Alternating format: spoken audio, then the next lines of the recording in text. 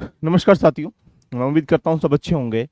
UPSC या PCS या RO या बीपीएससी कोई भी एग्जाम अगर आप दे रहे हैं तो अंतिम समय में सबसे महत्वपूर्ण रोल होता है कि आप किस तरह से प्रैक्टिस करते हैं। आप जो भी आपने कोर एरिया है या सिलेबस के अनुकूल जो सिलेबस है आप उसको रेडी कर चुके होंगे। यानी अब अपने जो नंबरिंग आ रहे हैं आप यानी कह सकते हैं टेस्ट में या आप एमसीक्यूज लगाने पर उसको किस प्रकार से कह सकते हैं गेन आगे बढ़ाया जाए। यदि आपके नंबर अभी भी कम आ रहे हैं तो क्या तरीका होना चाहिए पीवाईक्यू करने का। पीवाईक्यू के साथ करने के लिए आपके पास जो एमसीक्यूज है उन्हें कैसे लगाया जाए, क्या बेस्ट स्ट्रेटेजी हो प्रैक्टिस करने की, इसके बारे में जानने का प्रयास करते हैं। देखिएगा, अगर आप पीसीएस का या आरओ का एग्जाम दे रहे हैं तो प्रीलिम्स एग्जाम में जो प्रश्न का स्ट्रक्चर होता है, क्वेश्चन जो होता है वो कई प्रकार के दिए जाते हैं। 1 to 1 करके चर्चा करेंगे। तो एक प्रश्न होते हैं कथन कारणों पर। देखिएगा, अगर कथन कारणों पे प्रश्न है उसे कैसे टैकल करना है। यहाँ पर एक प्रश्न होते हैं कि एक या दो सही है, या एक सही है या दो सही है, या दोनों में से कोई सही नहीं। देखिएगा, कुछ क्वेश्चन होते हैं यहाँ से मैचिंग वाले। देखिएगा, अब जो मैचिंग वाले प्रश्न होते हैं उनको कैसे टैकल करते हैं। कुछ प्रश्न होते हैं जो यहाँ पर देखा जाए कुछ प्रकार से कह सकते हैं डायरेक्टली कह सकते हैं एग्जाम्पल बेस पे कि आपसे ग्राफ बनवा लेगा, वो ग्राफ बनवा के उसको कराएगा। यानी मैं ये कह सकता हूँ कि 4 से 5 प्रकार के प्रश्न हमें देखने को मिलते हैं। आइएगा 5 से 10 मिनट में समझेंगे कि मैं लास्ट ईयर के क्वेश्चनों को उठाकर आपके सामने लाकर प्रयास कर रहा हूँ कि ये दिखाने का कि किस प्रकार से प्रश्नों को हैंडल करना चाहिए। यानी लास्ट ईयर के क्वेश्चन हो या पीवाईक्यू हो, उनको टैकल करने के लिए 4 से 5 प्रकार, जैसे एग्जाम्पल बेस पे आपके सामने ये बन रहा है। एक इस तरह के प्रश्न आपको देखने को मिलेंगे जहां डायरेक्टली, जिसको हम लोग फैक्चुअल कह सकते हैं, जिनको वन लाइन कह सकते हैं। यानी ऐसा प्रश्न देखने के लिए दक्षिणी गोलार्ध में हवा का बाईं ओर विक्षेपित होना क्या कारण है। यानी ये एग्जाम्पल बेस पे बिल्कुल नॉलेज बेस है। अब इसके अनुकूल आपको फैक्टोरियल में पता होगा कि भाई दक्षिणी गोलार्ध में क्या होता है, बाईं ओर मुड़ती है, और उत्तरी गोलार्ध में क्या होता है, बाईं ओर दाईं ओर मुड़ती है। तो यानी यहाँ पर दक्षिणी गोलार्ध में बाईं ओर और उत्तरी गोलार्ध में दाईं ओर मुड़ने का क्या कारण है। अच्छा ठीक है, इसको आप कर लेंगे। अगला पॉइंट ये निकल के आता है, देखिएगा कि ई रामास्वामी नायर के संदर्भ में कथनोपत। ये क्या है, कथन एक सही है, कथन दो सही है। देख लीजिएगा, ऐसा प्रश्न देखने को मिलेगा। या इसके अलावा देखा जाए तो आपके सामने इस तरह से, जैसे निम्नलिखित में से कौन सा एक दर्रा राज्य के सापेक्ष में एक प्रकार से कह सकते हैं सुमेलित सही है। देखिए, यानी एक प्रकार से यहाँ पर एक सही है और बाकी कह सकते हैं इसमें रोंग है। अच्छा, इसके अलावा अगर जाएंगे तो कुछ ये मैचिंग करने के लिए आपसे प्रश्न पूछ लेता है, और ये मैचिंग करने के जब प्रश्न पूछेगा तो उसको कैसे टैकल करेंगे, ये भी हमारी चुनौतियां बन जाती हैं। अच्छा, इसके अलावा जो प्रश्न होता है वो एक ये प्रकार का होता है कि बोथ आर करेक्ट है। मैं एक एक करके समझाने का प्रयास करता हूं, जिससे कि आप प्रश्न जब भी करिएगा तो अपने दिमाग में कुछ पैरामीटर सेट करिएगा, कुछ टेक्निक सेट करिएगा। सबसे पहले अब जो समय है वो एमसीक्यूज करने का है, यानी आप प्रैक्टिस करने का समय है, पीवाईक्यू करने का समय है। यानी आप 1 से 1.5 महीने लगभग 5 या 10,000 प्रश्नों का अभ्यास कर लेंगे तो ये मान के चलें कि आपके क्वेश्चन बार बार क्या हो जाएंगे, रिपीट हो जाएंगे। जैसे ये क्वेश्चन दे रखा है, देख लीजिए, which one of the following जो पासिस है स्टेट ड्यूटी करेक्टिव मैच बताना है, किस में मैच है। तो ये एक मैचिंग तो ये वाला आता है। एक मैचिंग जो होता है डायरेक्टली बताएंगे जहां पर लाइनिंग वाला मैचिंग आता है। देखो, अगर हम इस क्वेश्चन के सापेक्ष में जाते हैं कि अगर हम किसी पॉइंट को निकाल के इकट्ठा कर लें, अगर हम ये देखें नीति दर्रा कहां पर है, क्या पूछा गया, पहले ये देखो कि क्या पूछा गया, सही पूछा गया है। तो भाई नीति दर्रा है, नीति है, माना है, कुछ ऐसे दर्रे तो आपने लॉजिकली पॉइंट में समझे होंगे। तो ऐसे करने के दो तरीके हैं, या तो आप सही को पहले पकड़ लो या रोंग को पहले काटना स्टार्टिंग कर लो।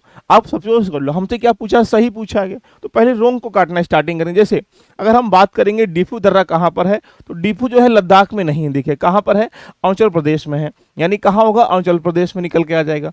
अच्छा, अगिल दर्रा कहाँ पर है, बोलेंगे अरिल दगला कहाँ पर है, लद्दाख में। तो यानी हमने क्या किया, पहले इसको काट दिया गया, पहले इसको काट दिया गया। यानी अगर आपको याद है, आपने नॉलेज है, आपने पढ़ा है, तो प्रश्न करने का तरीका पहले ये होता है, अगर सही पूछा गया है तो पहले रोंग को काट दीजिएगा, जो बचेगा वो सही हो जाएगा इस तरीके से। तो यहाँ पर माना दर्रा की बात करेंगे, देखो माना है, नीति है, सारे कहाँ, हिमाचल प्रदेश उसके उत्तराखंड के हैं। तो यहाँ पर कह सकते हैं माना किसका है, बोलेंगे उत्तराखंड का, ये भी रोंग हो गया। अब हम के 3 हमने रोंग काट दी, आंसर क्या हुआ, ए आंसर। तो जब भी ऐसा प्रश्न आए तो कोशिश करिएगा, जब आपसे विच इज द करेक्ट पूछा गया है तो पहले जो रोंग है उनको काटने का प्रयास करिएगा। अगर आप ऐसा करते हैं तो आप सोचो जो पीवाईक्यू एमसीक्यूज हैं उसको दिमाग में, क्योंकि इससे ऐसा करने से अगर हम ये सोचेंगे ये सही है, बाकी को हम लोग नहीं करेंगे, हो सकता है एग्जाम में यही क्वेश्चन घूम के आ जाए, है ना। तो मेन टारगेट क्या है कि हमें उन पे भी विशेष ध्यान देना है प्रश्न करते समय जो यहाँ पर एग्जाम्पल बेस पे पूछे गए हैं। अच्छा चलो इसके बारे में पढ़ते हैं। अगर ऐसा क्वेश्चन आपके सामने मैचिंग का दिया जाएगा, एक कम से कम यूपीपीसीएस में 150 प्रश्नों का डाटा देखेंगे तो 15-20 क्वेश्चन ऐसे आते हैं 15-20 क्वेश्चन वैसे आते हैं। तो जो 5 से 6 स्टेप हैं प्रश्न के प्रकार के, उनमें से हर किसी स्टेप में से 15-20 क्वेश्चन आपको देखने को मिलते हैं, देख लीजिएगा। अच्छा देखो, इसके बारे में आपको जब भी ऐसा प्रश्न आए तो कोशिश करिएगा कि हम यहाँ पर किसी एक या दो तीन को जानते हो। अगर आप 1-2-3 नॉलेज के बेस पर नहीं जानते तो प्रश्न सही नहीं कर पाओगे। तो टारगेट क्या है, पहले ये देखो कि अगर एम एस स्वामीनाथन किससे संबंधित है, अगर ये आपको पता है तो एम एस स्वामीनाथन किससे संबंधित, यही नहीं पता तो छोड़ दीजिएगा। अगर पता है तो यहाँ पहले का आंसर क्या हो जाएगा, 3 आ जाएगा। अगर पहले का आंसर 3 आएगा तो सोचिएगा चलो यहीं तक ABC ऑप्शन है, तो पहले का 3 कहाँ पर है, बोलेंगे C ऑप्शन में। चलो सी में आंसर आके कुछ नहीं करना। तो यानी आप ऐसे प्रश्नों को टैकल करिएगा कि हमें किसी एक का नॉलेज के बल पर याद होना चाहिए। अब एम एस स्वामीनाथन अगर 3 पे है तो आंसर क्या हो गया, C हो गया। अच्छा ये आपको नहीं पता है, मान लेते हैं ये नहीं पता है एग्जाम्पल बेस पे, आप किसी और के बारे में, अगर बर्गिज कुरियन के बारे में जानते हैं तो बर्गिज कुरियन किससे संबंधित है देखिएगा, या LK जहां किससे संबंधित है, तो बर्गिज कुरियन के बारे में अगर जानते हैं तो किससे बोलेंगे, दूध उत्पादन से है। तो यानी तीसरे का क्या है, 2 ऑप्शन है। अब तीसरे का 2 देखो, पहले तीसरे का 2 कहाँ मिल रहा है, बोलेंगे यहाँ मिल रहा है, तब भी आंसर क्या हो जाएगा, C हो जाएगा। अच्छा आपको ये भी नहीं पता है तो अगर LK जहां के बारे में जानते हैं तो किससे है, बोलेंगे LK जहां किससे संबंधित है, बोलेंगे सर LK जहां जो है प्रशासनिक सुधार से संबंधित है, ये सामाजिक नियंत्रण से। तो यहां पर कह सकते हैं कि मोरारजी देसाई के संबंधित है, बोलेंगे मोरारजी देसाई बैंकों के सामाजिक नियंत्रण संबंधित है। तो यानी चौथे का A ऑप्शन, तब भी आप यहां पर निकाल पाएंगे। तो यानी ऐसी कंडीशन में मेरे प्यारे बच्चों, जब भी मैचिंग करने के लिए आए, कम से कम आप 1 वाले को, 2 वाले को, 3 वाले को, किसी को भी आप पहले जज कर लीजिएगा कि इसको मैचिंग कैसे करना है, राइट। ये ऐसे क्वेश्चन ज्यादातर देखा जाए 15-20 क्वेश्चन 1 या 2 स्टेटमेंट मिलाने से आपके सही हो जाते हैं। जितना आप अभ्यास करोगे उतना आपके अंदर क्या हो जाएगा, इसका जो स्ट्रक्चर है वो बूम अप हो जाएगा, राइट। अच्छा इसके अलावा अगर हम देख लेते हैं ये वाले क्वेश्चन के बारे में, देखो क्या लिखा है, EV रामास्वामी नायकर के संदर्भ में निम्नलिखित कथनों पर कौन सा स्टेटमेंट सही है। देखो अब आपसे पहले देखो सही क्या पूछा गया, सही पूछा गया। अब एक बात सोचो, इमेजिंग करने का प्रयास करो, बहुत मजा आ जाएगा। उन्होंने असहयोग आंदोलन में भाग लिया, आपको पता है असहयोग कब हुआ, 1920-22 में हुआ था। अब एग्जाम्पल बेस पे 1925 में कांग्रेस छोड़ दी। अब 1925 तक अगर कांग्रेस में रहे हैं तो असहयोग में भाग लिया होगा, मैं नहीं कह रहा, ये प्रश्न कह रहा है कि सोचो समझो जानो, क्योंकि कांग्रेस के द्वारा जो चलाया गया था और कांग्रेस में तो प्रस्ताव पारित किया गया था। जब जलियांवाला कांड की बात को नहीं मानी गई, तहकीकात समिति की बात को नहीं माना गया, ऐसी स्थिति में कांग्रेस के प्रस्ताव के माध्यम से उसको पारित किया गया और तब उसको बाद में असहयोग चलाया गया। तो अगर ये 1925 तक कांग्रेस में रहे हैं और कह रहे हैं छोड़ दी, देखिएगा तो यहाँ पर ये बिल्कुल सही। अब आपके स्टेटमेंट ये या तो दोनों रॉन्ग हो गया, दोनों सही होंगे। तो ये दोनों, इसका मतलब यह है कि रामास्वामी ने असहयोग में भाग लिया था और कांग्रेस 1925 में छोड़ी थी, तो दोनों स्टेटमेंट क्या हो गए, राइट हो गए। आंसर क्या होगा देखो सी, तो लॉजिकल कंसेप्ट लगाना है। यानी आप 150 प्रश्नों में से कम 30 से 40 प्रश्न इसी तरीके से आप कर सकते हैं। इसलिए जब भी प्रश्नों करिएगा तो कोशिश करो कि जो तुम्हें आता है, जो सही आंसर है वो तो सही है ना, जो सही नहीं है उसको भी इवेलुएट करने का प्रयास करिए, वो आपके लिए क्या हो जाएगा, रामबाण साबित होगा। अच्छा देखो अगर हम इसकी बात करेंगे तो यहाँ पर हमारे पास दक्षिणी गोलार्ध में हवा का बाईं ओर मुड़ना और दाईं ओर मुड़ना, देखिएगा हमारे पास ये रहा, ये उत्तरी गोलार्ध है और ये दक्षिणी गोलार्ध है। तो यहाँ पर क्या मुड़ता है, ये बाईं ओर मुड़ती है और इधर दाईं ओर मुड़ती है, देखिएगा। तो अब सोचो अगर ये बाईं ओर मुड़ेगी, दाईं ओर मुड़ेगी, तो यहाँ पर दबाव तापमान से एयर नहीं होता है, यानी मुड़ना जो होता है वो बल से कारण होता है, देखो ध्यान रखिएगा। तो कोरिलेस जो बल होता है उस कारण से क्या होता है, दाईं बाईं। तो ये एक थोड़ा सा कंसेप्ट था, है ना।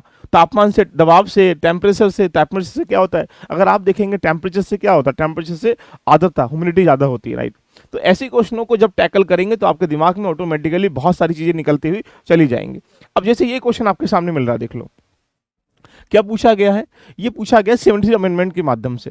73 अमेंडमेंट संविधान का भारत के इतिहास में एक आधार स्तंभ के रूप में माना जाता है। बिल्कुल सही स्टेटमेंट, आपको पता होगा कि हम लोगों ने लंबे समय 1950 से लेकर 1990 तक सुधार करने का प्रयास किया। अंततः हम लोगों ने क्या किया, अमेंडमेंट किया, लोकल गवर्नमेंट। तो हमारे पास दो गवर्नमेंट थी, एक गवर्नमेंट और क्यों लेकर आए, जिससे ग्रामीण क्षेत्रों का यानी केंद्रीकरण ना होकर विकेंद्रीकरण हो सके, राइट। अब ये क्या है, 73 अमेंडमेंट माध्यम से पंचायतों को संविधान दर्जा दिया। भाई जब अमेंडमेंट संविधान में किया गया है तो भाई अमेंडमेंट संशोधन की ही किया जाएगा। तो ये तो डायरेक्टली कनेक्शन हो रहा है कि इतिहास में स्तंभ क्यों है, क्योंकि संविधान में दिया गया उसमें दर्जा है। तो दोनों स्टेटमेंट आपस में क्या कनेक्ट है, एक दूसरे की सही व्याख्या करते हैं। तो यानी ये 4 से 5 प्रकार के प्रश्न अगर आते हैं तो कोशिश करिएगा इन प्रश्नों को बिल्कुल नॉर्मल वे में, नॉलेज आपके पास है क्योंकि आपने पढ़ा है, लिखा है, जाना है, और अब आपको उसको इंप्लीमेंट करने के तरीके सीखने, देखिएगा। तो लास्ट ईयर के लगभग 10 से 15 सालों के पेपर ऐसे प्रश्नों का जरूर लगा लीजिएगा और साथ में जो एडवांस क्वेश्चन यहाँ पर हैं वो जरूर कर लीजिएगा। मैं आपके सामने यहाँ पर देखा जाए रोज डेली 8:30 बजे आपके सामने यहाँ पर अभी 3 सेशन हम लोग लेके चल रहे हैं प्रैक्टिस के रूप में। एक प्रैक्टिस क्या करा रहा हूँ देखिएगा, आपके सामने जो पीवाईक्यू है उनकी प्रैक्टिस करा रहा हूँ देखिएगा, वो अभी यहाँ लगातार अलग अलग सब्जेक्ट की चल रही है। दूसरा पॉइंट बन जाता है कि हम लोग एडवांस क्वेश्चनों की प्रैक्टिस भी कराएंगे लगभग 4000-5000 प्रश्नों के। इसके अलावा जो पीवाईक्यू किसी भी ईयर में घटना चक्र घटना सार से या कहीं पर आए हुए हैं उनका भी अवलोकन करेंगे। तो दोस्तों इसके साथ जुड़कर भी अपनी जर्नी को यहाँ पर रेडी कर सकते हैं। यदि आप इसके पीछे जाते हैं तो यहाँ पर आपके सामने क्या है, बोलेंगे सर जो कोर एरिया है सिलेबस का या एग्जाम्पल बेस पे जो सिलेबस है, अगर आपने अभी भी रेडी नहीं किया है, अभी भी वक्त है, आप हमारे इस कुछ रिकॉर्डेड बैच के साथ में या लाइव क्लासेस के साथ में यहाँ पर एलबी लर्निंग एप्लीकेशन पर जाइएगा। आप इसको जाने के बाद ऐसा इंटरफेस आएगा। जब कोर्स में जाने के बाद आप समीक्षा 2.0 जो आरओ के लिए बहुत स्पेशल बैच है, या आप पीसीएस का प्री का मेंस का बैच है, पीसीएस का प्री का बैच है, आप यहाँ विशेष लाभ के रूप में उठा सकते हैं। यदि आप टेस्ट सीरीज ज्वाइन करना चाहते हैं तो अभी हम लोगों ने एक टेस्ट सीरीज स्टार्टिंग की है, मात्र एडवांस लेवल की टेस्ट सीरीज है। इसमें आप यहाँ ज्वाइन करके अपनी जर्नी को रेडी कर सकते हैं, जिसमें हम लोग 10 से 11 टेस्ट ओनली 1 महीने में ले रहे हैं और ये 200 में आपको मात्र मिल रहा है। तो दोस्तों देरी किस बात की है, जाइएगा अपनी जर्नी को यहाँ पर जाकर रेडी करने का प्रयास करिएगा। कैसी लगी चर्चा कमेंट करके मुझे बताइएगा। तो प्रश्न करने के तरीके, एमसीक्यूज करने के तरीके, नॉलेज के साथ साथ ध्यान रखना कुछ टेक्निक्स होती हैं उसको फॉलो करेंगे तो आप आराम से क्वालिफाई कर पाएंगे। All the best.